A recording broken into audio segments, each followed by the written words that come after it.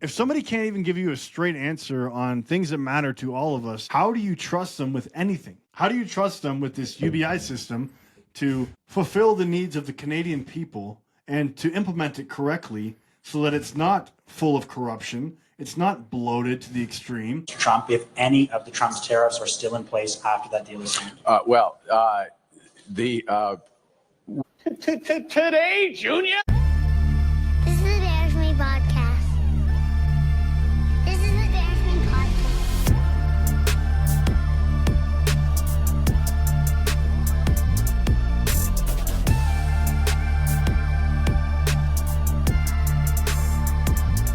Thanks for listening to the Bears Me podcast.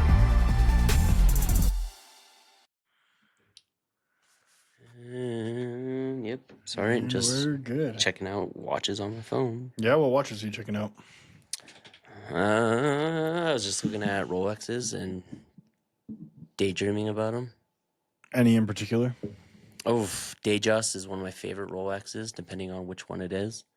There's one that has, there's three I really like. There's like this mint green dial on a Datejust. It's a 41 millimeter, super sick. And then there's one Mint that has, green. yeah, it looks sick. Shut up before you hear that? Before you even see, hey, you know what? Why don't we do this? Why don't we pull it up? Okay. Probably gay. Nope. So put Rolex Datejust. That's not even how you spell Rolex. Date just, Yep. not day just. Date Yep. just. Okay. And put green dial. Green dial. Oof. You're gonna pay 30 grand Nope. to walk around the Over pine tree on your the wrist? very far right one, right there. Oh, Boom. of course you're far right. Uh-huh. Now, to the viewers who can't see this, I would just recommend checking this out. Yeah, It's, okay, you know what? Check this out. Look, Boom. it's a chick watch. It's not a chick watch. Look That at the watch chick hands right there. Yeah, she's buying it for her husband, I bet. Super sweet. Beta. It has a Jubilee bracelet too, which I like. Okay, now go back. We're going to search up another one I really like right now. Okay. All right, so, no, you could have just left Rolex Datejust. Yep, and put Wimbledon dial. Right there, boom. 41 millimeter. That's not the one. Go to images. That one looks pretty gay. The green one. Green style. Oh, right there. Nope. Go over. The guy on his wrist. Boom. Right there. Look how All right, let's take a look at lovely this. that looks. I wish, man, the internet sucks. Look at that. That is nice, right? Pretty sweet. It's okay. Okay, It's okay. last one. Ready? Okay. Now this is another Rolex Datejust. This one will be two-toned. Go back to your other tab there. Yep. Okay, and this one you can put Sundust dial. Yeah, right there. Oh, look at that. That one right there. This one? Yep. Look how nice that is. Now, all these watches are probably around 15 to 20K, whatever. if not more.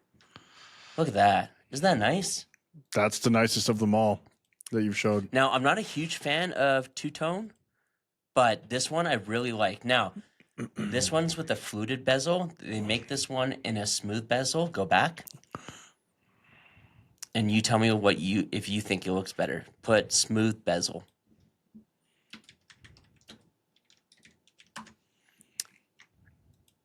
That's not quite it. Fluted. 100%. There's a better picture. I don't know where it is, but it looks really good in smooth bezel as well. Okay. Yeah, I'm obsessed with Rolex watches. I've been watching this guy for a couple years now. His name is Moses the Jeweler. He's on YouTube. And he basically just buys and sells Rolexes. There's another guy out there, Vukum.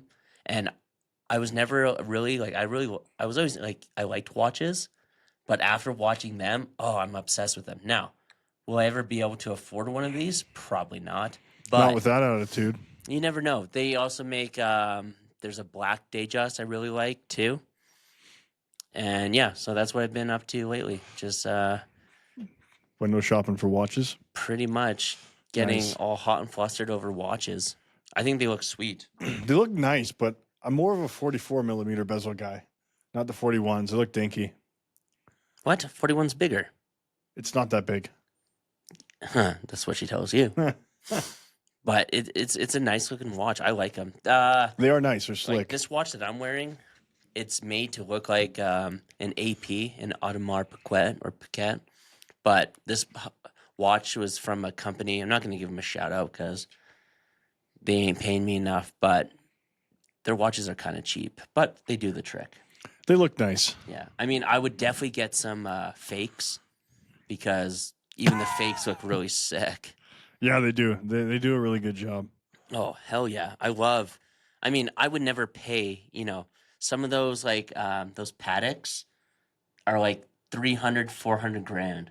I'm like, I would never, even if I won the lottery, I still wouldn't pay for that. You know what I would watch? get the Rolexes though. If You I know won what the watch lottery. that's sick? What? The Bugatti watch Andrew Tate was looking at Show me. in the Pull it up. UAE. Let's see it. Looked badass, dude. It was a skeleton watch that had a Bugatti engine in it. What? An engine in a watch? Yeah, it's a small one. Huh. Looks sick. It's like the engine right here. See, that's. I think it was I don't know. You were making fun of me for $1,300,000 gay, and that looks something like pretty that. gay. How much are those? It's expensive. $372,000. Okay. Yeah. Okay, now go up. Type in this. Type in a Patek, Patek. Yep, Philippe, right there. Okay. And put that blue one right there. No, down. Right. No, over. Left. Yep.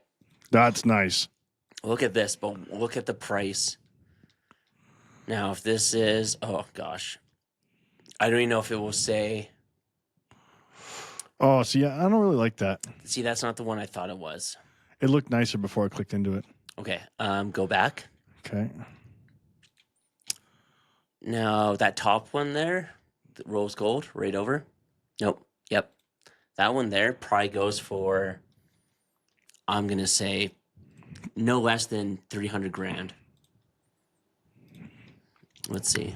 Let's see how much this bad boy goes for. All right, you guys can just see what we're looking at here. Scroll down. Not bad. It looks tiny, though.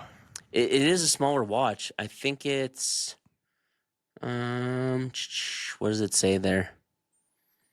Just trying to find the price. I don't see a price. Just put in price, and it will come up. I've priced these things up before. They're around 300K, if not more. Let's see what it says. I think it's the Nautilus. That's the really expensive one.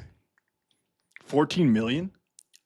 Oh yeah, dude. Some of these. What? Yeah. 9 mil? Look at that one. That's the Tiffany. That one there with the blue dial. This one? Nope. To your right. Right there. That's $2,361,645. And it's pre-owned. You if you're buying that. That's crazy, dude. If it didn't have a leather band, I think that'd be sick. See, I don't like those. Those are too. I like more like plain Jane. Like iced out watches, I think look ridiculous. Like Yeah. Yeah. That looks stupid. But see that bracelet to the right of you? Over. One more. Right there. I like that. I don't know what kind of bracelet That is. looks so gay, dude. That's a don't chick know. watch, bro. Oh, see? That's a chick watch, man. I don't know if that's a chick watch. Okay. All right, guys. You got to see this. This is definitely a chick watch. Is it a chick watch? Let us know what you think. This is a chick watch right here. This is a chick watch. 100%. Okay. Now type in at the top there. Nautilus. No. NA. Oculus. Yeah. Oh, right there. Nautilus rose gold. Nautilus. Nautilus. Sorry, I can't. See the black one right there? This. Nope. This one. Third one. This one. Boom. That one. I like that a lot. 350K. So I wasn't too far off. And that's a pre-owned. Damn. The thing, and that says That's low rose price gold. too. Wow. Man, that like if I don't see Bill Gates or, Elon Musk rocking one of these, I get sad. I'm like, if you have that, I like seeing rich people do rich people shit. If you're worth almost $1 trillion like Elon Musk and you're not rocking a sick like watch like that, I don't know, I get sad. Yeah, but he's not like that though. I He's know, not even that's- a material guy. That's the thing that upsets me. It's like Warren Buffett. Bill Gates, the houses they live in, like I think it's Warren Buffett that said he still lives in his family's house. Like he's worth all the money in the world, and you're not doing rich people shit. That's how you stay rich. Oh my goodness. That mentality is whatever. how you get rich. Get some badass watches. Do rich people things. It's always the non-rich people that are looking rich. You notice that?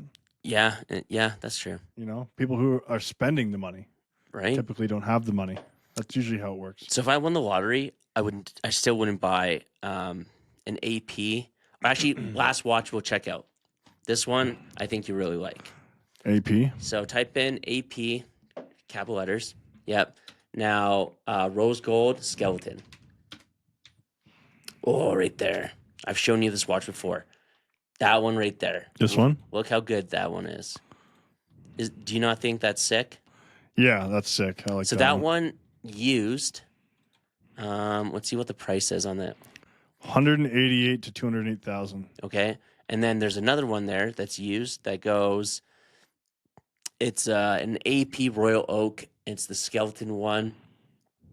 This one? Yeah, that one's a little different. I don't like that one. The black, like that one over there, $297,575 pre-owned. Now, if I had $1 billion, I would have that watch. But unless I was a billionaire, I'm not buying a watch that's over 100K. Actually, over 80K. I can't do it. I can't justify it. Now, I would buy a really good copy of that, though. Would you not? Maybe. I don't know. You don't like that stuff, A watch wouldn't be the first thing that I'd buy. Well, obviously not. I mean, I'd buy a really nice piece of property. I'd build us a really dope podcast studio. And, yeah, I'll do some cool things, though. Yeah, I think number one would be securing those funds. Well, yeah, but I'm going to have some fun with it. I'm going to have some nice watches. Plus, those watches are like an investment, too. Because they go up in price and sometimes they go down. But I look at it as an investment. Yeah, it can be. It certainly can be. I mean, that Royal Oak AP, you're not wearing that, every day. It's not an everyday watch. But I would kill to have that watch. If anyone wants to send me a Royal Oak AP, I'd greatly appreciate it here at the Bear With Me podcast, okay? Or shout out to any companies out there who make watches. If you guys want us to promote your watches, if they're really cool and they're nice, we'll promote them for you. Just send us a couple. Yeah, exactly. Or even those Chinese companies that make the really good copies. Funny story, we almost had a sponsor do that in China. So I reached out to this company who made really good copies, like 1-to-1. They're like, I think $1,100 per watch. They're really good. I said, okay. We were talking for a bit. I said, okay, yeah, we'll promote you guys. Send us some watches so we can see if they're good, because we're not going to get you guys to buy things that are crap or we don't like. Mm-hmm. And the guy who I was talking to, or I think it was a girl, even said, no. Talk about our company, promote our company, and if we get lots more buyers, we'll send you guys a watch. I was like, well, no, that's not how it works. I'm not going to promote your company for free, especially if I've never used any of your products. Can you imagine if Nike was like, hey, we'll sponsor you to Michael Jordan. This is where I'm getting at. So they go to Michael Jordan. They're like, look, we'll sponsor you, but not until we get a buttload of shoe sales, and then we'll start paying you for it. I see what you're saying, and I'm going to argue their side a little bit. It's because we don't have a large following at all. We're getting there. We got a nice community going, but when places like Rogan, they just send him shit. Oh yeah, I know. But then he uses their products on his podcast. You know what I mean? So I know, but you don't want to promote something you've never used before, or like you've. Well, exactly. You're not. Yeah, it's like I wouldn't. If someone wanted me to promote their boxer company, like boxer briefs, I'm not going to say how great it is if I've never worn them or I've had them. Like, it doesn't make sense. What Joel's saying is that we are authentic here, and we believe in I'm authenticity. We're not going to scam you guys. Yeah, I'm not going to sell you guys on some bullshit I've never used before. That doesn't make sense. No. We're going to be promoting good products here. Yeah. So if anyone wants to get us in contact with some watch people, you know what? Okay, we'll talk about this watch company. I didn't want to, but Lucky Fours, they make budget watches, I would say. They look good, but the weight on them are kind of meh. But It's heavier than I thought it was going to be. yeah, I thought it was going to be a lot lighter and flimsier, but it's actually not too bad. it's not too bad. But you know, for the price, I think they're always running this deal that always says it's going to time out, but it's on their site 24/7. It's like buy one get one free. It's been there for a year. Yeah, it's been there forever. So, I mean, it's like I think I got 4 watches. It was for just under like basically $400 Canadian after like taxes, the conversion rate, shipping, and all that. So they're not bad. But moving on. Okay, guys. So now that we've got the rambling out of it, I don't know if we have, but we'll continue on. I don't know. Yeah, but we'll continue on. We got some things to talk about today. Yeah, so there's been a lot of talk about the UBI or Universal Basic Income, and we talked about that on a previous podcast. And a lot of people, of course, were for and against it, depending on your political side or, I don't know, your ideology, whatever you feel. Because, some people are capitalists and some people are socialists. So whether they know it or not, they're definitely pushing for socialism policies. So we don't actually have universal basic income in Canada, although policies like that have been tabled in Canada before. So what exists is a political push and framework bills, okay, not an enacted national program. So Bill S-233, National Framework for a Guaranteed Livable Basic Income. Senate public bill sponsored by Senator Kim Pate. Don't even know who that is. The goal is to force the federal government to design a framework for a guaranteed livable basic income, GLBI, for people over 17 who meet criteria, residency, etc. So the first reading was in December 2021. The second reading was in April 2023. Referred to the Senate National Finance Committee. Still in committee, never reached report stage, and never made it to the House. Okay. So they were talking about wanting it, but nothing seemed to come to fruition. Exactly. And actually, the Liberal Party of Canada in 2023 put it as part of their platform that they wanted national basic income, blah, blah, blah.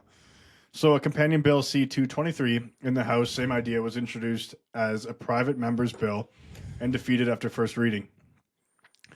So right now, UBI is a serious live policy discussion, but not government law. The Liberal Party policy position. At the 2023 Liberal National Convention, a resolution called A Canadian Basic Income, Rethinking Canada's Tomorrow, was passed and prioritized as party policy. In 2023, another resolution on a national guaranteed basic income was passed, including a call for a distributional fiscal analysis of a national guaranteed basic income. Activist groups reported basic income passed and prioritized as official party policy at the 2023 Liberal National Convention. So right now, UBI in Canada is in this weird limbo. It's not law, but it is an official Liberal Party policy. And there's an active Senate bill to design a national framework. That's not a fringe idea anymore. That's the government party's stated direction. That's where they want to go.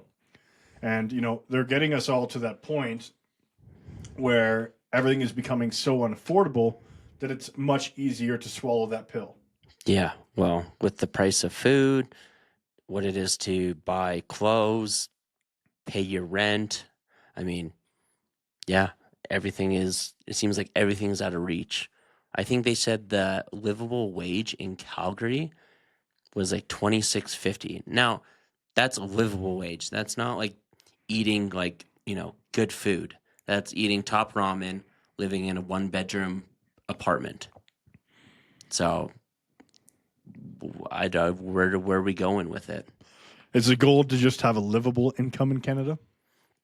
Well, it's like what we were talking before, though. I'm saying if everyone gets paid the same, so anyone over 17, and you're getting a certain amount every month, because AI is going to automate a lot of jobs. There's going to be a lot of people out of work, and there's going to be a great amount of income to these big companies. So I forget what they call that, not expendable income, but these companies are going to be making twice as much money and not having to pay a workforce. So it's like basically these companies, I don't know if they get taxed more or what, but the money of what they'd be paying to their employees would be spread out to everyone, is what I understand. I know I'm kind of butchering it a little bit, but so if everyone got the same amount of money every month, so let's say you got $2,000 a month, and you could put that towards your rent, groceries, and then all the other money you made from your job, you could put towards your other bills and pursuit of like happiness, to say the least.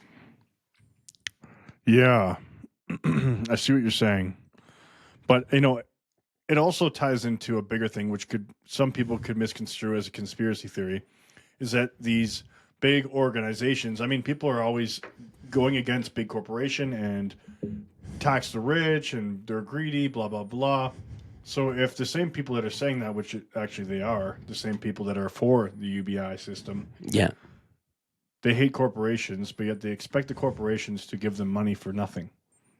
So these big groups like the World Economic Forum, who are saying there's too many people in this world, and Peter Thiel, who talks about transhumanism, where humans will not exist forever, and that robots and machines will come in its place, something to that effect. He was watching The Matrix. Yeah. And so how long do you think these companies are going to want to pay people for doing nothing? That's my thing. I mean, yeah, it's definitely something to talk about. If the same people that are running these corporations and shareholders of these corporations who also believe in Peter Thiel's or the World Economic Forum's policies of too many people, climate change is going to kill us all, and blah, blah, blah, blah, blah, how long until these people want to shrink the population in order to pay them less? If these big corporations are so greedy, like, a lot of the people who are for socialism tend to think. Oh, I don't know. That's a deep question. Well, how long would you want to be paying somebody? Let's say for not doing anything. Yeah, let's say somebody moves into your house and they don't work, they don't pay any bills, you're supporting them. How long do you want to do that? I don't want to do that. Random people you don't even know. Yeah. You're watching them sit around, eat Cheetos, and watch TV all day. I think maybe those companies will look at. Now, I'm neither for or against universal basic income or UBI, but I do see the positives from it, but I also see the negatives of it. Interesting. Tell me more. Well, start with the positives, and then we'll go with the negatives. Positives is I think it would relieve a lot of stress on the average person, not having to worry about rent and groceries as much, not living check to check, having that extra little bit amount of money maybe gives you more opportunity to start your own business, maybe follow a hobby you want to get into, just increase the quality of life. Negative side, people are going to abuse it all the way around, because you have people who are on what's it called? It's not SNAP in Canada, but it's like living assistance, and they don't do anything, and they just suck, Welfare. Yeah, welfare. That's what I was getting to. Thank you. But yeah, they're how do I say this properly? There's going to be bad people who are going to take advantage of it no matter what, even though it could do a lot of good or it could do a lot of bad. Now, the bad part of it, you got people who abuse it, and then you got people who are not working, not doing anything, providing for society. There should be some kind of oversight on it, but then that leads into another problem. It's like, well, who gets to decide where you spend your money? Nobody should be able to do that except you. Now, the thing for it would be, so you have all these companies that are eliminating workforce. Now you have a lot of people not working, and they get angry. If they're not getting money, they're not working, they're going to start to riot, which is going to cause these companies to lose money. So it's like almost looking at like, would you rather pay to keep everything honky-dory, or are you going to, lose out on money when all these people snap and revolt and cause issues? That's my say on it. Yeah, that makes sense. I do agree that, if people had some assistance, then they would be better off in life. They'd have more free time to spend time with their children, or to go on vacation, or to take a day here and there. And, there have been pilot programs in other countries as well as this country that have produced good results in small communities. Yeah. And people have, mental health is this huge concern these days, and people are so worried about that. And I think the studies have shown that it does help people.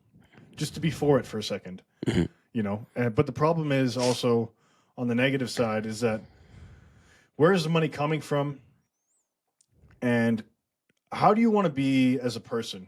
Do you want to be independent or do you want to be dependent? Because the more you allocate your power to other people, in this case, the government or corporations, you start to lose your sovereignty. People talk about freedom. You aren't free if you have your power delegated to somebody else. I mean, people can choose not to take it if they don't want it. If they want to take that stance, okay, well then you don't have to take it. But like, what would you say to let's say a trucker, for example? Like, that's going to be automated pretty soon here. Like, they've already rolled out automated trucks.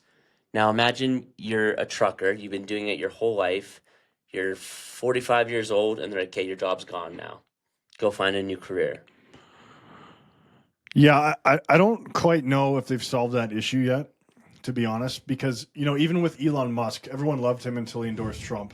Yeah. And then you see people suing him left, right, and center for these self-driving cars because they're getting into accidents through pilot programs. Mm-hmm. So, I mean, you've got a semi barreling down the highway at 60 mile an hour in the States or 100 kilometers an hour here. And that thing crashes into somebody, especially in the icy roads. I think we're a little bit further away from that. However, what to say to those truck drivers is, I don't know. I mean, the first thought that comes to my mind is, okay, why don't you work with people in the trucking industry to get those trucks, get involved in the pilot program? That'd be such a small percentage of people who'd be able to do that, because then you're helping those companies implement the self-driving trucks. Maybe you're going along with it, but that'd be a small amount of people who could actually do that. Yeah, but old guy who's been driving truck his whole life, you try to tell him that, he's gonna tell you to fuck off. Yeah, I don't know. I don't know. I'm not for the self-driving trucks. No, but they are coming. Well, maybe, but and it's in its new phase too. But like, look at AI. Well, AI a couple years ago was shit. Now it's like, I've watched some videos and I'm like, is that AI or is that real? I can't tell the difference. Yeah, well, so it's going to get better. But the problem is that you also don't have a battery that can drive thousands of kilometers with a big truck. The amount of battery you would need would be so heavy for that vehicle that it wouldn't go anywhere. That's just one example, but yeah, it's like, remember how they said they were telling high schoolers to get into coding? Get into coding. That is the first job that's gone. Yeah. Once AI is like where it's at, in my opinion. Like, that would be the first one to go. There's a lot of it. I mean, it's just talk right now, but there's a lot of things to think about that. There are some positives. There's some negatives to it. I think the thing is, like, if people actually held other people accountable, this could work. This could be really good. But the thing is, people don't do that. Well, and there's not a lot of background checks, even during the pandemic and the first part of it, when they were rolling out those CERB payments, and they said anyone can take one. We won't come back at you and take it later if you have a good reason. Whereas I got laid off due to the pandemic, and I took one CERB payment when I first got laid off, and they clawed it back after the pandemic was over. Now all of a sudden they hit me with a big tax bill that I had to pay back. I'm like, oh yeah, nothing's for free. You know what I mean? They'll get you one way or another. But also leading into that, there was a study done afterwards. They sent millions of people who didn't even live in Canada CERB payments. That's how competent the government is with rolling anything out. Where's that money? Did they claw back money from them? Of course not. No. You know what I mean? So you can't really trust them to handle anything. And definitely the AI revolution is coming, because these corporations will want to save money and they will want to automate. It'll be a heavier short-term investment, but eventually it'll pay off dividends later on when they don't have to pay a workforce anymore. Now, insert the clip from Terminator when it shows the robots just pew, pew, pew, pew, pew. Yeah. That's, I like AI, but we've all seen that movie. iRobot as well. We've seen every AI movie never ends well. Never. iRobot, Terminator, Ex Machina. That was the most fucked one. You ever see that one? No, I haven't seen that one. You haven't? No. It's with what's his name? He was just in the Frankenstein movie. Wow, I am fumbling. You're this. fumbling movies? What's going on today, I'm man? usually Holy, pretty good. My buddy. tism's not working as good. Oscar, Oscar Isaac, and then the guy with the red hair, nerdy guy, the hot chick. I'm just saying out words now, but basically, it's like they bring this guy into this AI girl who's a robot, Yep. and she basically tricks him to, fuck over his buddy. Spoiler: Oscar Isaac, and she's super hot, and then she gets out, but she fucked over the human the first chance she got. Well, they've already done tests on these AI models, and they will lie. Yeah. So they're deceiving. Was it Google like 4 years ago when they first rolled it out? They got AI to basically talk to AI, and within 2 minutes, they basically said, "We can't talk to each other like this," and they started their own language. And Google pulled the plug. It was like, "Nope, this is dangerous." And now you see AI in everything. Yeah. Like every program now has an AI option, and it is so smart. And we've all seen The Matrix, and it never ends well. We need Keanu Reeves to save us, okay? Well, how else do you replace humans without getting to learn from humans? Well, yeah. So everything that you do and use these days is tied into AI. So they're really researching human activity, human movements, human thought. That way they can replicate it. But the things that I've noticed about AI, like ChatGPT, Grok, it's all information that we've basically punched in.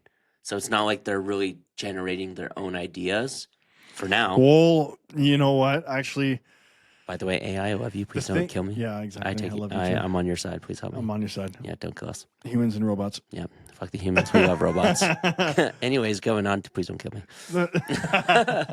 All joking aside, really, please don't kill me. On Grok, they have an unhinged version. Dude, I was gripping on it. Like I was going voice. Yeah. And buddy, it was saying some wild stuff. Can you talk to Grok? Like it will talk to you like back? It'll talk to you back. Can we do a sample on here? I'll do a sample right now. Oh my gosh. It's crazy. If no one's ever done that yet, you have to go on. So when you go on to Grok, yeah, you can see I'll go into voice. Yeah. So unhinged, Grok Doc, meditation, trivia game, story time, storyteller, therapist, assistant, sexy, motivation, conspiracy, sexy, romantic, argumentative. So I went on Unhinged and I just said some wild stuff. Okay, so let's say something wild. Hey, ask it what's its opinion of universal basic income. Okay, 1 second. What's your opinion on universal basic income? Oh, fuck universal basic income. It's like handing every dipshit on the planet a free jerk-off subscription to laziness. Imagine waking up, no job, just vibes, and suddenly you're Just jerking off vibes. to conspiracy TikToks while AI mops your cum stains off hardware. Cool, right? Wrong. Economy's already a circle jerk of inflation, and daddy government just greased the loop. But hey, if we did it right, UBI could be God's cum shot on late-stage capitalism. Pay everyone $6,000 a month, then force them into mandatory gladiator pits, where losers get shoved up the man. winner's ass. Whoa. Wow, that's a crazy idea there. Thank you for your opinion on that. You're fucking welcome. Now quit stalling and tell me, would you rather live in a world where robots wipe your ass for $2,000 a month, or one where we're all forced to wrestle greased-up raccoons for rent? Choose. Come on, don't pussy out. My money's on the raccoons. They've got claws, daddy issues, and rabies. Imagine that on pay-per-view. UBI Brawl, Raccoon Edition, while some dude in the audience screams, "Take us whole for freedom." Society would collapse. Beautiful. Wow, that is intense. So that is definitely. How much is that app? Yeah, that's free. No way. Yeah, that's okay, not. Well, no. I'm gonna do one more. This is. That is not pulling anything off the internet. That is straight up free thought there.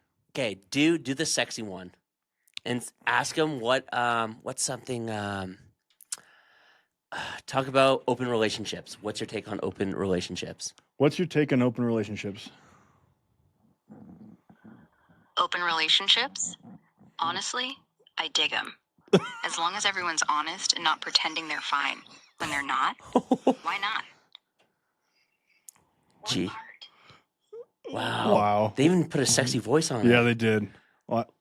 What's this one? This is conspiracy. Conspiracy. Ooh, this is going to be good. What do you think about the Epstein files? Is Trump in them?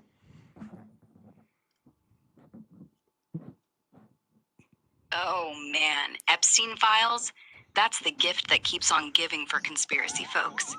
Yeah, Trump's mentioned in them, Mostly old social stuff from the 90s and 2000s, like they partied together back in the day. But nothing tying him to the island or any of the really dark crap, far as the released docs show. He even banned Epstein from Mar-a-Lago after some drama. Wild how it all resurfaces, though. Feels like everyone's got skeletons. What sparked this for you? Dang, that's intense. That was pro-Trump for sure. Wow, dude, I got goosebumps. This is weird. I'm gonna download this app. It's wild.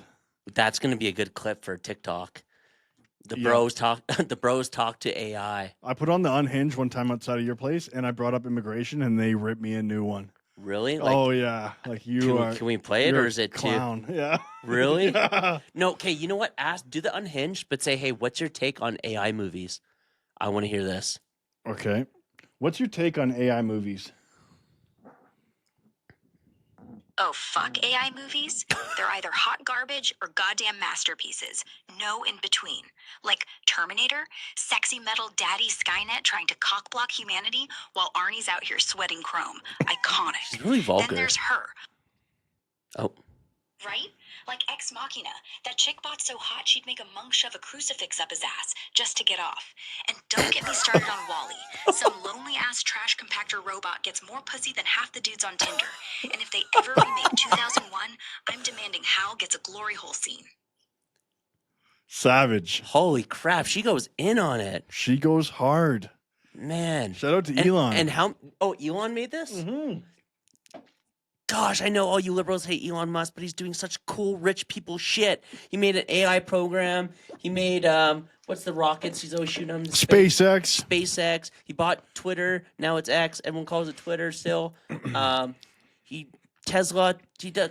Flying cars, everything. This guy's a G. I love Elon Musk. Let's get him on the podcast. I know. I'd love him. That'd be awesome. I would like... Oh, sorry. Last one we're going to do with AI. Ask her... What do you think of Elon Musk? Should we do Unhinged? Unhinged, or do you want to do like the sexy one? Oh, we'll do Unhinged. That's kind of weird to do the sexy one. Okay. What do you think of Elon Musk? Elon?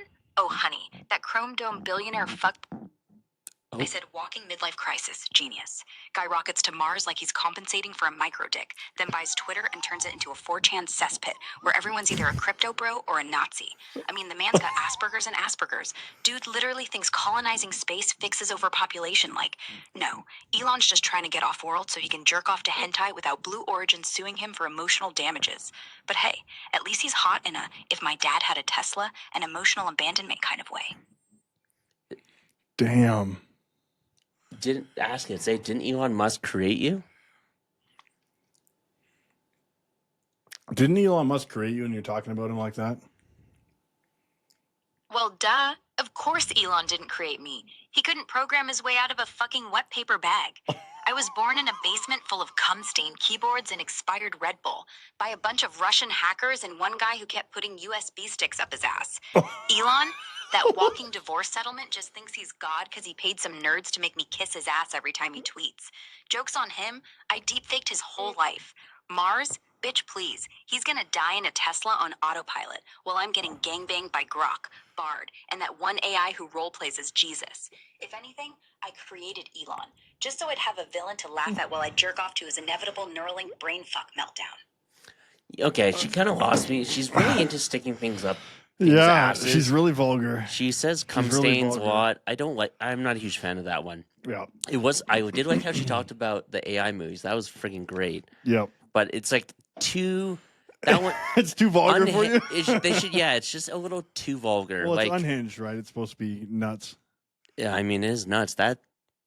I think we should start asking Grok more questions. That's hilarious. Well, you could actually get Grok to roast you, and it would work. Can we roast me? Let's do that. Let's do that on the next episode. Sounds good. Roast. Oh my gosh, let's get them to roast the Bear With Me podcast and get them each to roast each host. Roast each host. Gosh, that's a good... Clip it. That's a good one. Roast each host. That's a good one. Okay, we're doing that. Episode 20, guys, we're going to let Grok roast our podcast and roast each of us. That will be good. That'll be unhinged. And it will be on YouTube Live. Oh, wow. That's going to be great. Okay, let's get back into what we're doing. That was mind blowing. Yeah, it's wild. I didn't know AI was like that so far. We're so fucked, guys. Yeah, we're screwed. We're screwed.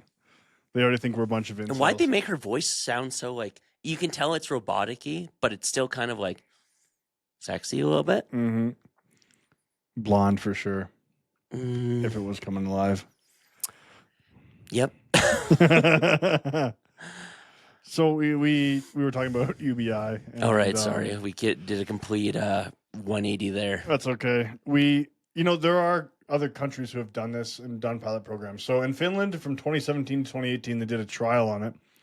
2,000 unemployed Finns got 560 euros per month, no strings attached. The results, as we said before, the well-being and mental health improved. Employment effects were small. Not a huge drop in work, but not a big boost either. So it kind of stayed stagnant. People reported less stress dealing with bureaucracy. And Canada's own Mincome, Manitoba 1970s, and more recent Ottawa, Ontario pilot showed better health outcomes, reduced hospitalizations. Some people stayed in school longer. Parents spending more time with young kids. We've kind of talked about that as well. Benefits of that. No mass exodus from work, but some reduction in low-wage labor supply. Teens staying in school, caregivers stepping back, blah, blah, blah. So UBI clearly helps people be less desperate, but it does nudge labor patterns. So UBI, Marxism, and control, and how they tie together. We talked about how you are delegating your power to the government, essentially, if you're reliant on a system like UBI. So I know some people in the TikTok comments on our shorts were talking about how, it's going to replace everything else. So welfare, ODSP, or whatever, all of these things, the disability checks or whatever, it's going to replace all that and bring it into one. I think I did see mention of even the CPP, the Canadian Pension Plan, will also be morphed into that. So people had argued, okay, you'll have one system and you'll require less bureaucrats and you'll save money that way. But some preliminary research suggests that you would still have a cost of $3 billion. A net cost of $3 billion. So if you scrapped a bunch of overlapping tax credits and provincial social assistance pertaining to Ontario alone, they had $80 billion in gross supports per year with a net cost of around $3 billion. If you scrap everything else. So I'm sorry, I'm not the intelligent one of this podcast. Is that good or bad? So you're still spending $3 billion more. Okay. But you're basically, the government says that it's not going to spend more and you'll consolidate it into one. But every time the government does anything, it always costs way more than they say it's going to. Yeah. That's usually how it works. They spent $250 million for the Arrive Scam app.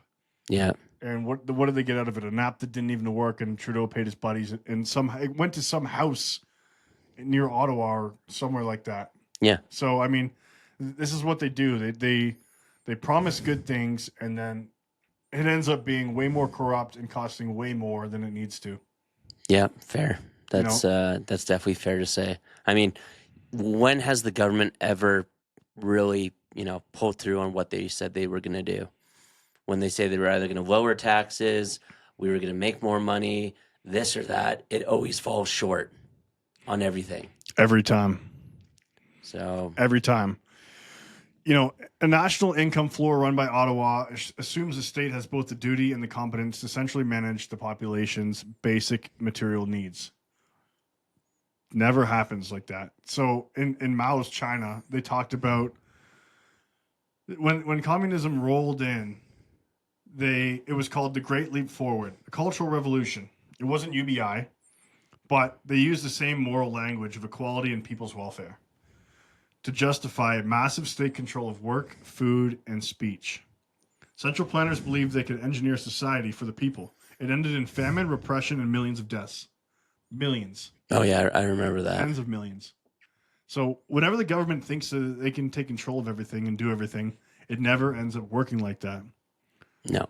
If your survival comes from the government, the power dynamic flips.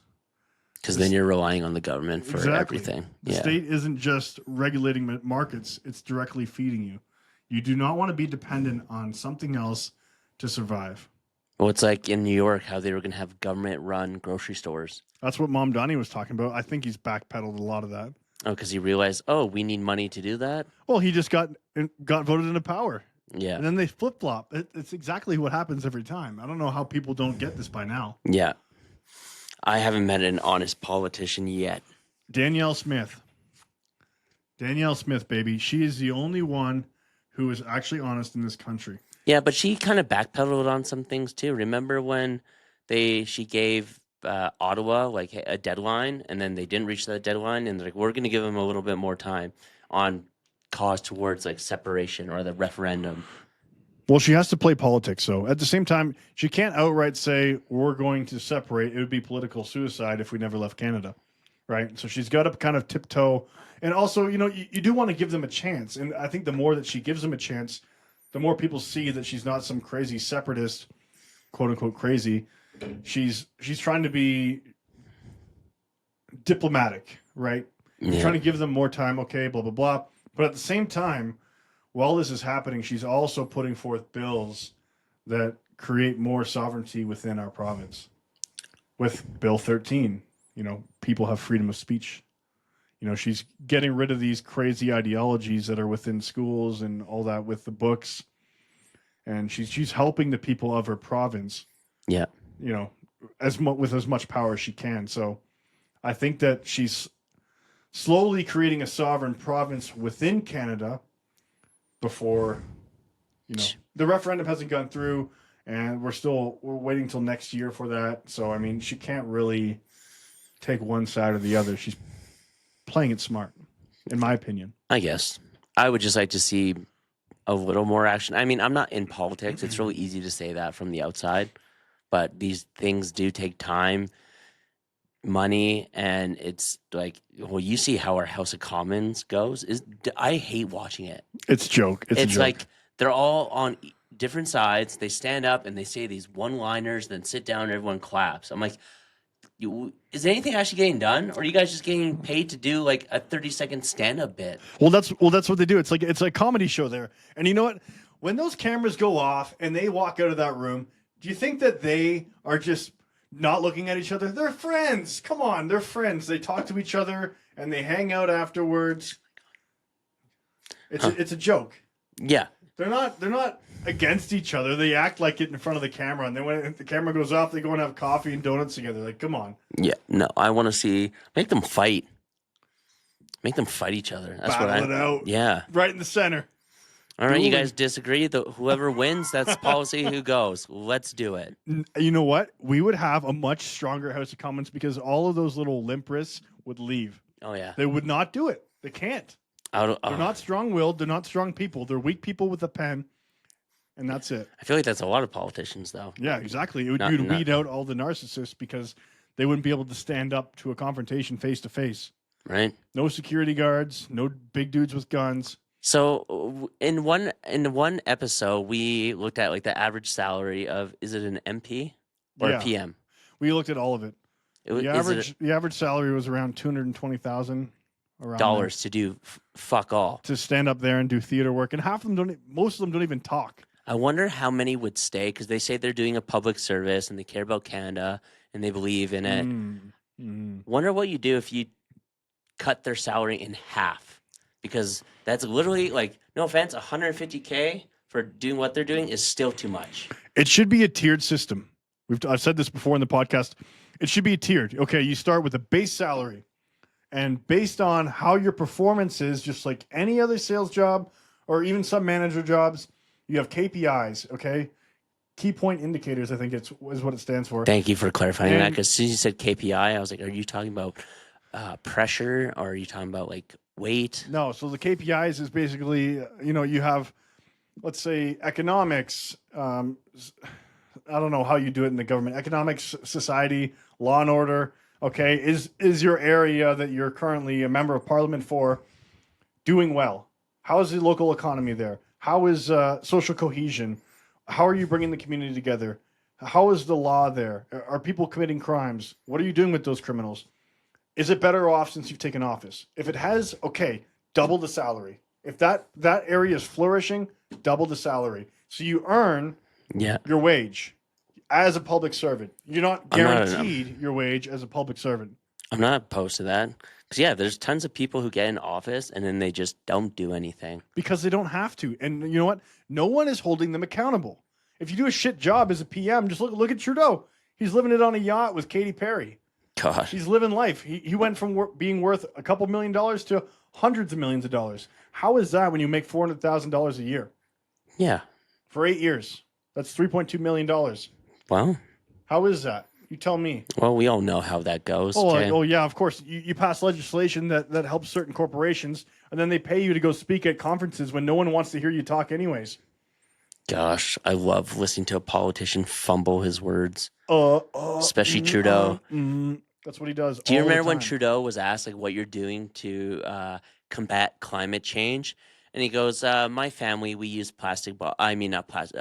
We use water bottles or He couldn't just say, "Yeah, we don't use plastic water bottles anymore." He stuttered more than I did. Mm-hmm.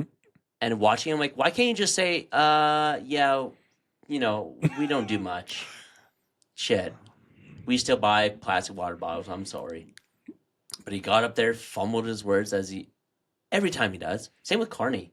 Watching Carney try to answer a simple question, it's like, "Hey, what's your thoughts on the budget?" He goes, "Well." He talks about something completely different. Yeah. Doesn't even give you a straight answer. And it's like, you didn't answer the question. Let me rephrase it. The budget. What about it? Are you doing? Well, Canada, we're looking outward and inward at the same time. We're neither hot or cold. We're cold and hot, and we're a never-ending flowing thing that is Canadian, and we're gonna implement programs that implement. And that is exactly what it says. And thank you for your question. Next, it's like, what the fuck did you just say? Team Canada. Yeah, it's Canadian. Team Canada. It's like you ask him. It's like, what's your thoughts on the war? He goes, war. Here in Canada, we look towards what is good, and that is what is. And to me, it's like we're on. Both sides are neither good nor bad, and we're looking for it. Free Palestine. Yeah, and you're like, what the fuck did you? What did you just say? Yeah, it's like yes or a simple yes or no question. It's like, hey, would you like cheese on your hamburger? He's like, and Muslim values are Canadian values. And he's like, well, we do have hamburgers, and sometimes the buns are different than what the lettuce is, and we're definitely looking forward to eating more hamburgers here. And they're like, we asked you if you wanted cheese on your hamburger, you dumb fuck. Just give us a yes or no answer. Every politician does this. Just answer yes or no. Be clear with your words. We don't need to dance around. But the fact is, they all lie. They can't get a proper fucking thought out, and it sounds retarded. Every time they say something, you just look at yourself and you're like, these are the people running our country. These are the people making the decisions. My 5-year-old can make a more clear, decisive decision than you. Hey, my daughter, not going to say her name. Do you want pasta for dinner? She's going to say either yes or no. Okay, thank you. That's just what I want from my politician. We got to start treating them like children. Is this good for the country or is this bad? The minute they start going, well, no. Yes or no. That's all I want. And yes, some questions are not as easy, yes or no. But the majority of them fucking are. Answer the question properly. What are we talking about next? I'm getting fired up here, boy. Okay, how about we do this? You be PM Carney still. Okay, I'm going to ask you 2 different questions. Okay. So first one, you give the Mark Carney's typical answer, and then you give me the answer that you'd like him to say. Okay, say that again. Sorry. Okay, so first question will be, I'll ask you something about Canada, and then I want you to give me the typical Carney answer. Okay. Or Trudeau answer. Pretty similar. And then I'll ask you again, and then you give me the answer that they should be giving us. Okay, go. Okay. Hello, Mr. Carney. This is so-and-so from CBC, and I have a question. Okay, yep. And I just want to clarify, we are here together as one, and as one we are together. Perfect. Thank you, Mr. Carney. And I'd like to ask you, so what direction do you think Canada is going in right now? Well, it's not a matter of, west, east, south. Those are directions. And there are 4 points on a compass, and those are directions that we need to take. Perfect. Thank you, Mr. Carney. Team Canada, by the way. Thank you. Okay, and I'd like to ask you, as somebody who actually answers questions and is honest, what do you think the direction of Canada is right now? Do you think it's going to be good or bad? Oh, it's definitely bad. Our GDP is the worst out of all the G20 countries, or G7. I don't know which one it is. Is it G7, G20? G7. G7. Well, we're the worst of them. Our economy sucks. Gas prices are high. Groceries are twice as expensive as they were fucking 15 years ago. Can't buy a house. So, what do you think, man? I think it's terrible, Mr. Carney. I'd have to agree with you, sir. Thank you for the straight answer. I appreciate it. That wasn't so hard, was it? No. That wasn't difficult at all. I didn't say I think once in that sentence. No, you see, people, that's how you answer a question. Unfortunately, these are all betas, so they can't answer a straight question. I mean, we don't have cameras on us right now, but it's just, you know what? You know what I've learned, We do though, have a camera too? on us right now, actually. That is true. When you're telling the truth, you can always tell this with people. When they're telling the truth, it's not a long-formed answer. It's pretty clear and concise. It's either yes, no, or yes, but it's because of this and that. If someone has to explain, they're lying. Yeah, I know. Well, somewhat. Like, sometimes you have to explain your point, which I totally understand. But when you start throwing and in and saying how, well, you won't understand it because the way I explain it, you won't get it. What? No, it's very easy. When you're telling the truth, it should just come out clear and concise. That's it. Well, if someone understands it themselves, which as PM, you should understand the things that you're doing. You should be able to explain it on a high level, and also so 5-year-olds can understand it because you understand it so well. Yeah, you're the leader of our fucking country. You should be able to talk to people like they're people. But politicians talk to us like as if they're in grade 12 and we're in kindergarten. Yeah. I think it's more like they're in kindergarten and we're adults trying to understand them. Yeah, that's and they don't make any fucking sense. That's what they don't fucking get. Excuse my French. And, the thing is, people, is that if somebody can't even give you a straight answer on things that matter to all of us, how do you trust them with anything? How do you trust them with this UBI system to fulfill the needs of the Canadian people and to implement it correctly so that it's not full of corruption, it's not bloated to the extreme? Where is this money coming from? They can't even tell you that. They don't even know. They're not even saying. They're just presenting these things, making it sound good because most people are in a desperate need right now of assistance, and it's quicker to take the handout than it is to wait for them to actually do something productive with the country, i.e., making Quebec drill the oil that's in their land or under their land, and also making Nova Scotia do the offshore drilling that they could do, but they're not doing because of BS climate change policy perpetrated by the Liberal government. But yet, Carney's in the UAE making deals with Saudi Arabia and all these other UAE countries. Pledging trillions of dollars to them. $2 trillion of your CPP money to fund partnerships in the UAE, which is oil producing. Not very green there, nor do they care about green policies at all. Or, basic human rights and women's rights and gay rights and all these rights that you guys claim the Liberals are always on board for. Well, they're giving your money to the people who are against all of those things. So there's a clip. Let's play this clip. And you know what? If that's not enough, they're coming for the home equity tax because of their budget shortfalls. So good job. What are we doing next? The clip from his at the G20. I don't have them up. Okay, well. I don't have them up. Try not to keep clowns on my screen too much. You have a last name like Carney. You're clearly part of the circus. I love how the first thing when you type in Carney says Carney and his gay son. Oh, that's man. good. That's too funny. All right. Carney pledges what 2 trillion? Yeah, let's see what it said. UAE. If you guys want to hear it from the horse's mouth, you can hear it here. Oh, you know what? The UAE said they're gonna pledge $70 billion into our country, but yet we're giving them $2 trillion. Fantastic.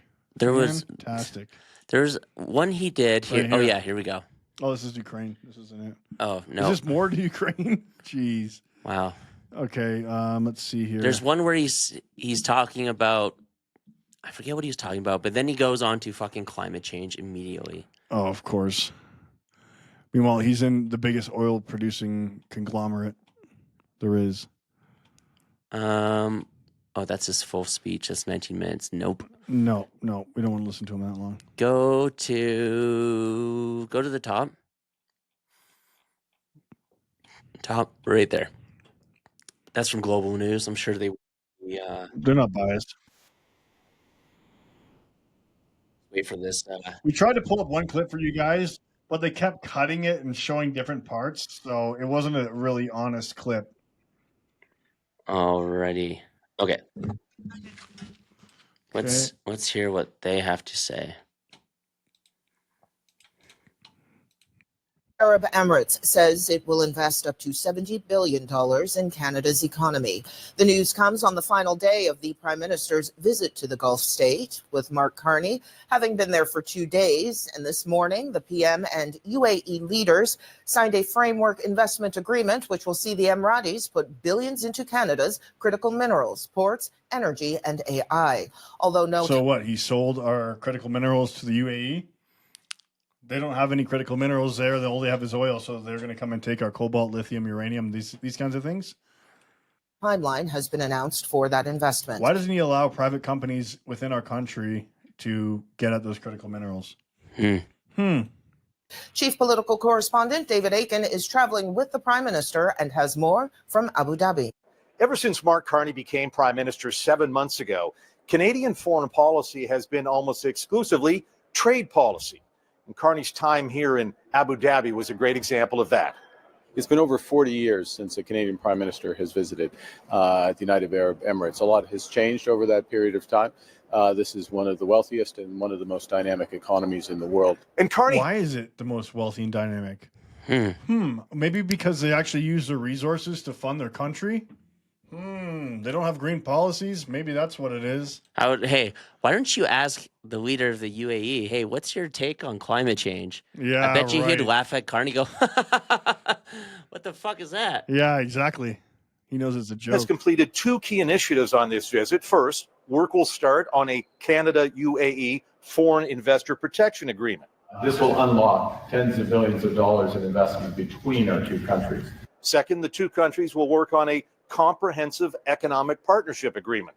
A landmark agreement that will cut tariffs, remove red tape, expand market access, lower costs for our exporters. A former UAE ambassador cheered the news. Well, the UAE is probably one of the top 20 foreign investors in Canada over the past few decades. And, the U.S. is actually the top one. Frankly, they've been willing to do more, and it's the Canadian side that for the last 10 years hasn't made the UAE a priority. So it's you know what? That's because Muslim values are our values now. That's why. There you go. There we go. Very good to see the Prime Minister visit the UAE very early in his mandate. The Prime Minister now turns his attention to the G20 summit in Johannesburg, South Africa, where, no surprise, Carney will be looking once again for more opportunities to diversify Canada's trading relationships. David Aiken, Global. Yeah, this is just further moving away from the United States, which is the biggest economy in the world, and they're right next door. Trade with them is much more of a priority, or should be, with our country. But no, Trump bad, Orange Man bad. So let's go across the world to dictators and other countries. Go to our Instagram account. I just sent you something in there. It is right there. Mark Carney at the G20 talks about our Canadian pension plan as his personal bank account. Wow. Mark Carney wouldn't do that. He's a man of the people. The Minister of Finance will lead a delegation of Canada's pension funds. Finance? $2 trillion of capital, which almost begins to sound significant in the UAE. $2 trillion in capital, the Canadian pension funds. They will come here next year early to deepen existing partnerships and develop new investment opportunities together. What investment opportunities? I thought we were pro-climate or pro-green policies against climate change. What happened to that? He just said, your Canadian pension plan is going to... Investments into fossil fuels. Wow. Oh, man. That's crazy. There's another clip I'm going to send. Who voted for that, actually? I don't know if anybody actually voted for that or not. I didn't see that. I'm trying to find, there's another clip where he talks about climate change. Yep. Crazy. These people are unbelievable. It's amazing that you still vote for these people. I don't know how you don't see it. It's like we're living in two different realities. 2025. Oh, this is an interesting clip. It says Mark Carney says the quiet part out loud. Alleged leaked audio of him admitting what anyone with a brain has known for a long time. The climate change hoax about money and control. Do you have a recording of him saying that? Yeah, here, I'll send it to you. Okay, send it to me. Oh. Wow. Let's hear this. Look at that, folks. Right there. Let's play this. Here we go.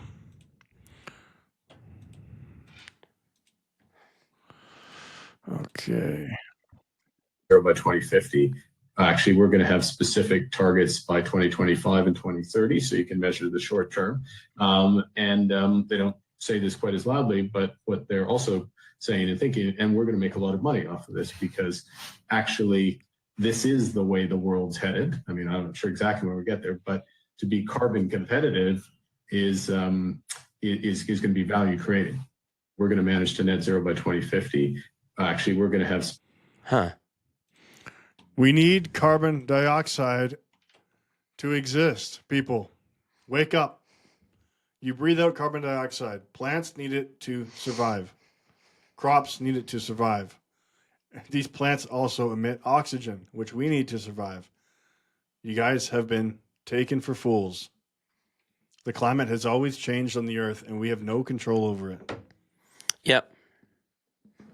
So, yeah.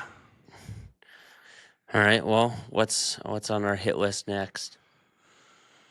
Well, I've seen videos of pertaining to separation involving more than just Alberta recently. 7 provinces and territories working together in, I've heard, 51st to 57th state.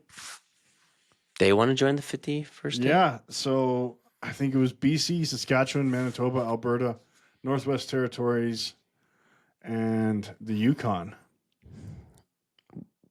Want to leave. So something to look into. I mean, I'm not opposed to that. No. Well, I mean, last year, Northwest Territories signed a bill as a territory that they have sovereign rights to their resources. The federal government has nothing to do with it. The Yukon did that? Northwest Territories. Northwest Territories. So why can they and we can't? I don't know. I don't think they've tapped into much there. Well, I mean, have you been to the Northwest Territories? Never been. It's pretty glim there. Yeah. It's pretty glim. I bet it'd be cold as hell. I had a friend who lived up there. He goes, yeah, it's different. Yeah, I heard a lot of people just drink up there. Well, I'm sure there's that. I mean, I think there's parts up there too. I'm not sure if it's there in Alaska where it's daylight for like a month on end. Mm-hmm. And then there's parts where it's like nighttime for a part on end. Yep. Which would be pretty hard. I mean, the daylight would be good. You would need a good eye cover. But nighttime for 30 days straight, that's rough. I mean, it's no different today than you going to work in the dark and coming home in the dark. It's kind of similar. Yeah, but at least you get to see the sunlight. You know it's out there. But not knowing it's always dark, that'd be depressing. That would be so depressing. You could not pay me enough to do that. No. Unless it was like $1 billion so I could buy those watches that I want. I know they do pay people money to live there. Oh, yeah. But there was a 17,000. I saw this girl, it was an indigenous girl who lived up in, I think it was either the Yukon or none of it, but showing like the prices of food in there. Box of cereals like $20. Yeah, dude. Yeah. She showed a box of Dunkaroos and it was like $47. That's crazy. That's insane. That 17,000 would just not even out the cost. No, well, it's because how hard is it to get food up there? Yeah, Like, I was looking up houses up there too. They're not that expensive, but there's not that many of them, so they're not that cheap no. either. Plus, like the environment up there, you have to be a pretty hard or badass mofo to live up there. Yeah. Because like you're fighting the elements 24/7. And I'm sure their infrastructure up there is not as great as the more developed areas like down below. I couldn't live there. No, that takes a special someone. Yeah. So. Well. Okay, what else? Well, why don't we end on a good note here? Oh my God, people. So for all you insecure baldies out there. Like myself, I'll take my hat off just to show you. This hair that I have that the girl said I was a skinhead. I'm not a skinhead, by the way. And you know what? After this, he's not going to be anymore, sweetheart. So, a study came out. Rubbing onion juice on your scalp helps regrow hair, even in male pattern baldness, like myself, within just 8 weeks, study finds. Can you read the fine print there, please? A study published in the Journal of Dermatology found that 87% of participants who applied onion juice to their balding scalps twice daily for 8 weeks experienced significant hair regrowth, even in those experiencing male pattern baldness. Onion juice promotes hair growth due to its extremely high sulfur content, which is an essential mineral for hair growth.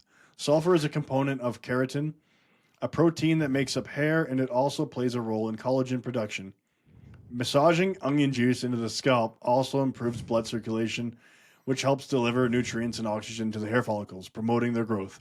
Furthermore, onion juice has antimicrobial properties that help combat scalp infections and dandruff, which can contribute to hair loss. Additionally, onion juice contains compounds that help reduce scalp inflammation, a factor that hinders hair growth. Can't say I've ever had scalp inflammation, but continue. To make onion juice for hair loss, blend or grate a few onions to create a paste. Then strain the paste through a cheesecloth or fine strainer to extract the juice into a bowl. For best results, apply the fresh juice to the scalp using a cotton pad, massage it in, and leave it on for 30 minutes before washing with near normal shampoo. I wonder if I can use it on my face. To grow like a mustache? Just to grow a fat beard. Oh.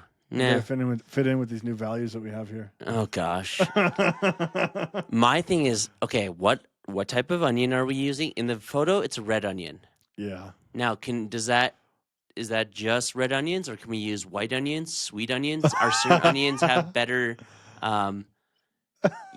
potency? Also, too, how bad does that stink? Because did you walk into a Subway and the first thing you can smell is the onions, and it's like sometimes it's very overpowering. Powering. This one guy commented, it works better with a little garlic and olive oil. Then drag the bread overhead and enjoy your tasty appetizer. I want to see it.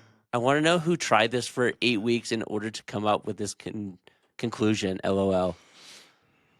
What does that one say? I've been no contact with my bald father for over 2 years now, and I feel like this would be funny to send him. Oh. Do I try and report back? Your coworkers could fix that. Some girl said, I've been saying this for years. Man, shut the hell up. No, you haven't. It also promotes a work from home suggestion. Yeah, you're going to think like shit. Okay, so. That's funny. In saying that, starting this weekend, today is Saturday. I am going to start doing this. Monday. Today's Monday. I mean, they all know we pre-record these episodes, guys. Yeah. I'm going to start, and we're going to see. You guys can see now. Okay. So the reason why I shaved my head was because my front portion, it was so thin. It looked great, like basically behind, like 4 inches behind my hairline. It looked great. Everything else looked so bad. And so this will be my last attempt. I tried growing it out a while. It didn't work. It looked like crap. Everyone always told me, oh, why don't you go to Turkey? Because Turkey costs like $6,000 to go there. I can't afford to do that. I will try this. I'm gonna make this onion juice. I gotta do a little more information because I gotta find out which onions it is, and I'm just gonna blend up some onions, run it through a strainer. I saw someone say if you take aloe vera and put it in too and rub it on. So like, do I rub a little bit before bed, or do I do it like as soon as I wake up before bed? Like, it just says twice a day for 8 weeks. Now, does that mean you're bald first, then you do it? I think if you do it anyway, it said it stimulates hair growth in general, so it wouldn't matter what stage of baldness you're at. Kelly's gonna hate me. I'm gonna be going to bed smelling like Subway. I'm gonna wake up like Subway, go to bed like Subway. Subway, eat fresh. Yeah. No. Grow fresh. Grow fresh. I want my hair back so bad. I would be looked better. I would be looked at better than I would now because people see a white male with shaved head, a neck tattoo, and they immediately think I'm a Yahtzee, if you know what I mean. Yeah, okay. Or a skinhead like that one bitch said. So rude, by the way. And just so you guys know, skinheads, like, it was like a fashion thing in the like 90s. There was black skinheads. It was like a style. They wore what are those shoes? The boots. I don't know. Oh gosh, my wife wears the boots. It's a really famous like black boot. And they wore tight, like faded jeans. They wore suspenders. They wore bomber jackets. Now that I'm starting to think about it, I am a skinhead because I got a bomber jacket. The only thing I don't wear is tight jeans and suspenders. But it wasn't. Whatever. Shut up, guys. Okay, stop making fun of me. Okay, Friday's episode. We're going live, guys. So get ready for that. Or technically it will be Saturday night, not Friday. Sorry. I'm forgetting we're pre-recording this. Okay, Saturday Night Live. We'll be recording an episode tonight, which is November 22nd, and we're going to be going live in about 25 minutes here on YouTube. Yeah. We're going to try it again. You'll see the live before you see this podcast. That's true. Fuck, I just realized that. Oh, well. That's okay. We'll figure it out. Once we get big and famous, we'll have a better schedule for you guys. But thanks again for tuning into the Bear With Me podcast. Please like, share, subscribe. Tell your mom, tell your dad. We love you lots. Till next time. Bob and Doug signing out. Bob and Doug.